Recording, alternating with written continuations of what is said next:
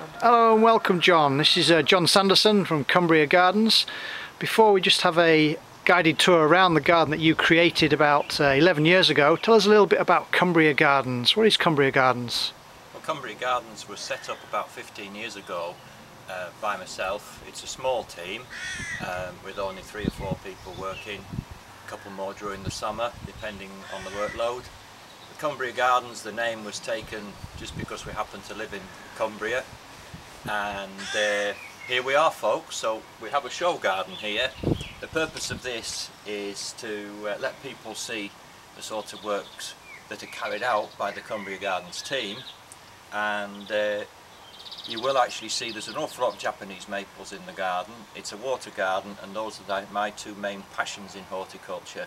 So you can always tell a garden laid out by Cumbria Gardens is full of maples and usually got lots of water, besides the Cumbrian rain.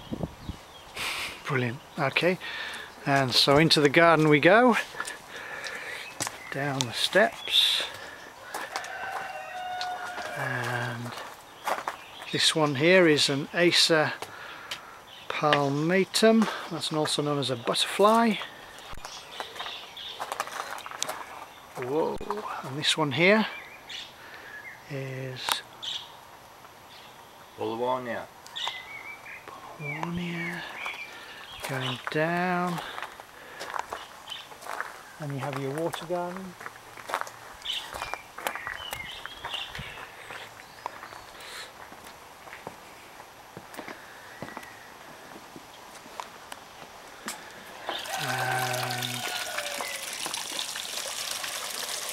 Okay, John, would you like to tell us a little about your water garden then? What was the inspiration behind this? Well, I've always been keen on water gardens, and I've always feel personally that a garden isn't complete without some form of water feature in it, be it a naturalistic waterfall and pond as we've got here, or just an oak barrel, say, with a little statue on it, just so you've got the peace and tranquility of the water. Beautiful. That's great.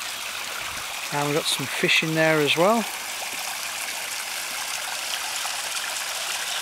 Beautiful. Moving on then, so from the water garden we're then going into the next area.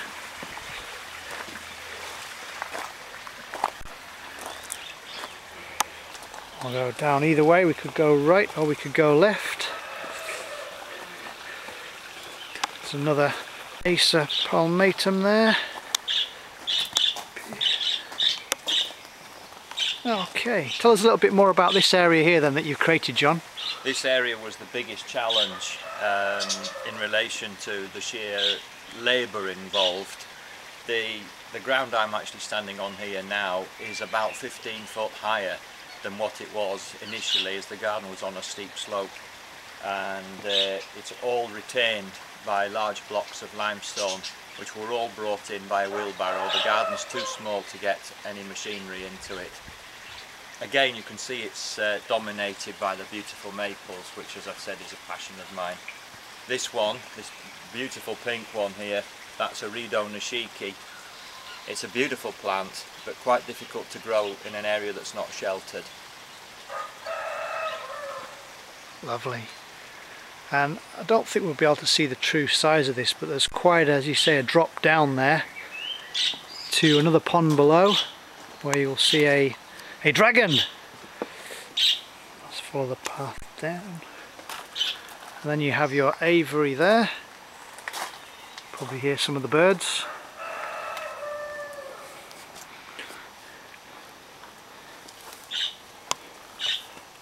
Wow, that's been quite a creation, is that? So there seems to be like an S shape, because this was a rectangular garden, and you've just totally transformed it to what you see now, with your own summer house and your own aviary. So how long did it take to create this garden of yours, John? Well, it's a bit of a difficult question to answer, really. The initial work to get it basically laid out took 2, maybe 3 years. But like all gardens, they're a case of evolution. If there isn't evolution in a garden, then it just isn't going to work. There has to be a certain amount of make it up as you go along. The basic layout, as you've already mentioned on the letter S, was to divide the area up into little segments. The only plan there was to work around this S shape, dividing the area up and creating small areas where you couldn't see one from the other because of the planting. Beautiful. And then you have another little dragon in there as well.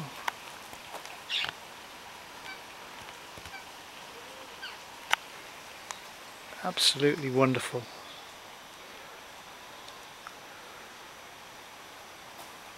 And it's kind of hard to believe that this was just literally a small rectangle that you've just totally transformed into an incredible garden. And we're going to go up the other path.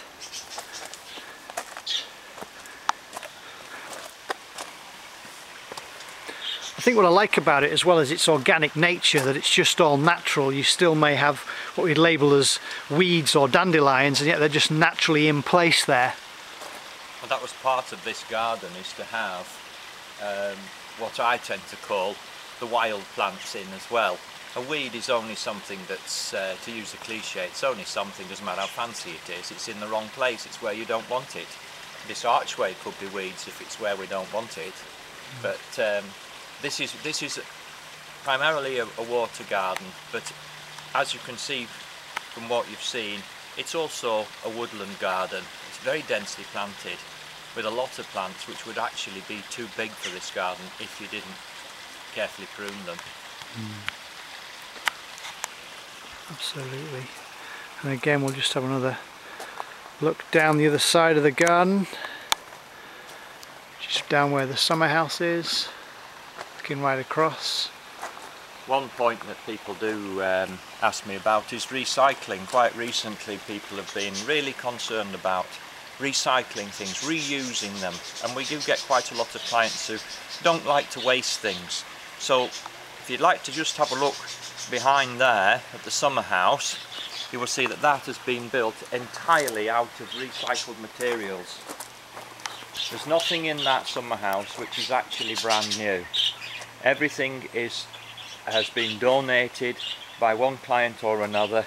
The basic frame is actually an old wood greenhouse which was due for demolition and disposal by basically burning it. Not very environmentally friendly, but everything there has been recycled.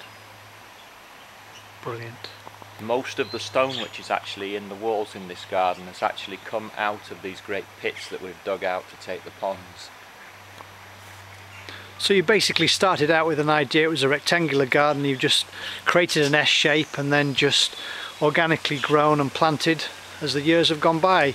And I remember you telling me it was probably took over 2 years for you to create this wonderful garden as we see before us now. That's right, but now the garden is now 12 years old, and as I've said before, it's a case of evolution. It's like a little world. You can put in the plants as young plants straight from your local garden centre, but it's about evolution. Things just grow up, and there's an awful lot of plants in this garden, the wild plants like these ferns.